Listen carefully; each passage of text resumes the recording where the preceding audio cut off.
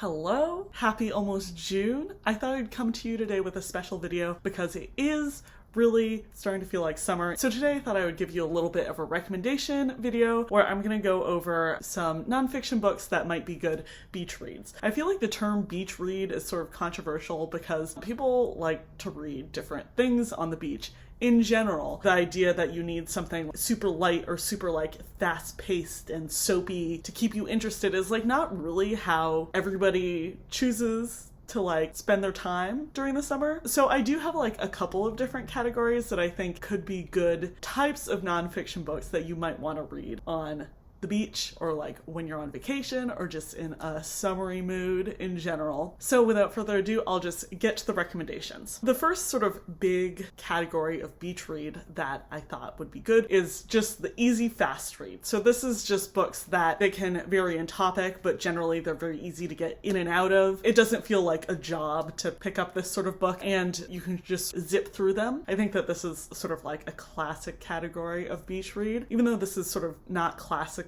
what people think of when they think of nonfiction books. There are a lot of nonfiction books that fulfill this category because nonfiction is such a big genre. So the first book that I thought I would suggest for this category is I Miss You When I Blink, which is an essay collection by Mary Laura Philpott. And in this collection, she talks a lot about what it means to be a modern adult and what it means to be a creative person in modern life. That doesn't sound like it's gonna be a rip-roaring book, but in general, I actually found that this book is very relatable and a very fast read. So her essays are all very bite-sized and they talk about topics that I think all of us will have some relationship to. When this essay collection, Memoir and Essays, gets started, she's a sort of mid-career woman, happily employed as a writer, and she has a nice house with a family, but she feels like something is missing in general, and there's sort of a is that all there is feeling to the essays in the book. I think that that is sort of a feeling that we can all relate to. I feel like I'm not doing a good job of convincing you that this is a light, fast book, but she writes with a lot of humor, and basically every time you finish one essay, you just sort of end up plowing on to the next one,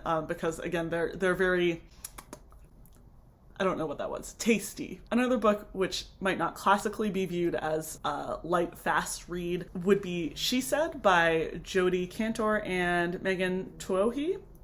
So basically this is a nonfiction book written by the two journalists who broke the Harvey Weinstein story in the New York Times about how that story came to be. So even though it is, again, quite a heavy topic, the book itself is really about what it takes to break one of those big investigative stories and what it takes to get your sources to come forward in those sort of high impact pieces which might end up having some retribution. It's definitely told in fast-paced, I wouldn't say thriller mode, but it's definitely there's a race against the clock for trying to get the story out before they get scooped by a different magazine, and also just so that they can actually break it and people don't get cold feet in coming forward and things like that. And there's also a lot of really interesting behind-the-scene politicsing of what the Weinstein people were doing in order to try to keep a lid on the story. In general, the chapters are really just short and to the point and very compelling. They keep you moving forward. It's told very narratively. So I think that this could be a very fast, easy read, just on the beach one day. I think I ended up reading the whole thing in maybe 2 afternoons, and I'm not a fast reader at all. So again, you can just zoom through it. Another easy, light read that you could pick up this summer would be some David Sedaris. I think that he is a classic of this genre. David Sedaris is an essayist whose work has been published in a number of places. He is also a frequent contributor to This American Life, so you might have heard him there. But he has a number of essay collections that are all very humorous and very fast. Maybe if you wanted sort of a Christmas in July vibe, you could go for Holiday on Ice, which I think might be his first book. It's sort of his observations and stories from a time when he was an elf working the mall Christmas routine type of thing. All of his stories are very hilarious. He's a great humorist and a great observer of the absurdities of the human condition or whatever. But I find his work very easy to get into and very funny, so therefore very easy to read. The next category of beach read, I think everybody can agree, is the book you can't put down. So books that have like a lot of narrative drive, or there's like a big mystery in the middle of it that just like keeps you going. And for this, I had a couple of different books, some of which you may have heard of, some of which you may not have. The first book I'd like to recommend is 5 Days at Memorial by Sheri Fink. So 5 Days at Memorial is about Memorial Medical Center in New Orleans. Basically, this is covering the couple days after Hurricane Katrina, when the power was out and the flood waters were rising. There was a breakdown within the hospital and a number of patients died under suspicious circumstances. So this is sort of going over what happened on the inside and then also the criminal trial that happened after. I found it really hard to put down. It's told in a very narrative forward style, so you're definitely reading to find out what happens to both the patients and the doctors. And then there's also a lot of really interesting stuff in here about medical ethics,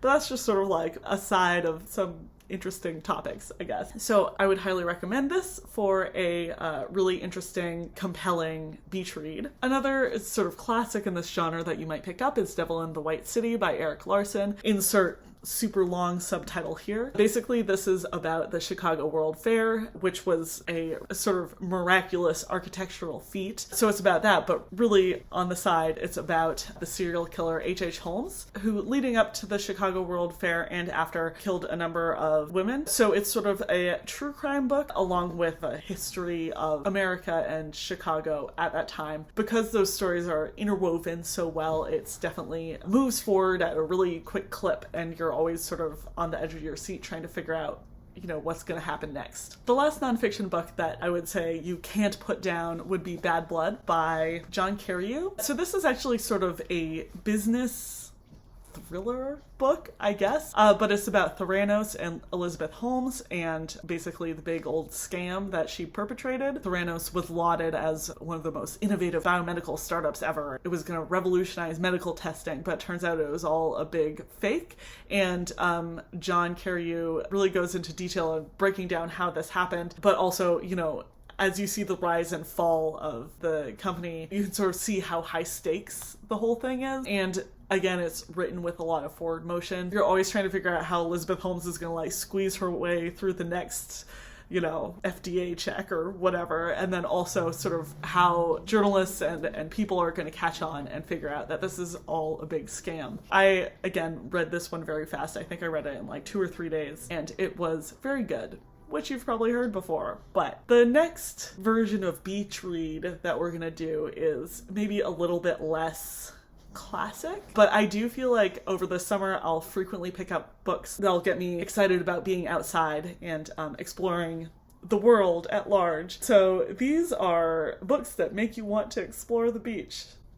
The first of these books that I want to recommend was Braiding Sweetgrass by Robin Wall Kimmerer. Basically, Kimmerer is a botany professor and indigenous woman who writes very great essays. She talks about the natural world and indigenous wisdom and, you know, science in her essays, and they really sort of make you think about the world around you in a different way, and I highly recommend this for anybody who's interested in any of those topics and learning more about nature, or want just like a very poetically written book to digest slowly and lovingly. After that, we have Wild Ones by John Mooallem. Insert very long subtitle here. This book is about, well, okay, I feel like the subtitle actually helps explain this book in this case. So it's a sometimes dismaying, weirdly reassuring story about people looking at animals in America. It sort of talks about nature and conservation in America and the communities of animals that we still have but are endangered. But then it also spends a lot of time looking at the people who are really invested in making sure that these animals and communities stay intact, maybe to sort of a irrational extent. I really love this book because it's a book that's not detaching people from the natural world. It's looking at people's place in the natural world and how we're all connected and stuff like that. And also it's very funny. So I feel like it's quite a fast read and very entertaining overall. And I highly recommend it. I feel like this one doesn't get a lot of love on BookTube or like anywhere. And it's one of my favorites. And then last, for a real beach experience, I guess, I want to recommend Eye of the Shoal by Helen Scales.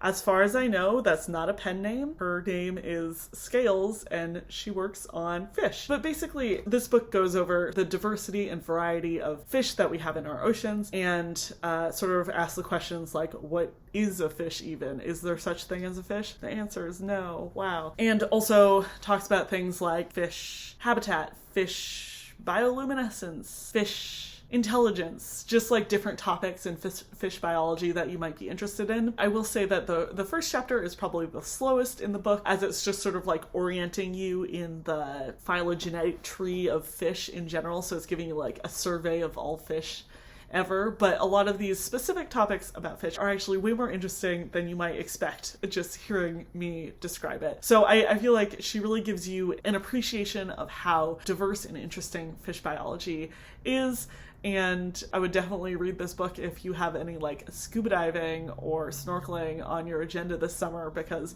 I think it would really make you appreciate, you know, the diverse communities of fish that you're looking at. So I think the last type of beach read that people frequently look for during the summer is a project, the project beach read. So this is a book that might be a little bit heavier in topic or longer in general, and maybe you don't have energy for that book at other points in the year, but you're on vacation and you're ready for a challenge. So I have a couple of recommendations for this type of book as well. First up, we have And the Band Plays On by Randy Shilts. This is basically a really comprehensive history of the AIDS epidemic in the 80s. Shilts goes over the origins of the epidemic and when it was just emerging in places like San Francisco and New York, and talks about the people who were sort of forced into becoming early AIDS activists because it was affecting their lives, the politics of how the US responded to the epidemic, some of the science behind the early search for the virus that causes AIDS, and sort of like a public health view of the whole thing. So this is really interesting. It goes after the topic of AIDS in the 80s from a number of different directions, and it's really amazingly researched and really comprehensive. It spans the time period from 1980 to 1985, and it's a really fascinating book. However, it is quite fat. I think it's like